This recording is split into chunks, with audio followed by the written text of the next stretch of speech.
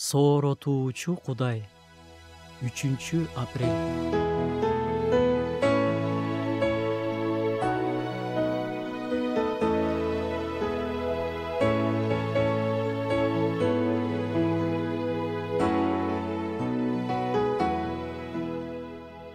Биз будуң чаң түшүп жатканда, баш аламандык учурунда жардам ага кайдан келет деп күтүп калабыз.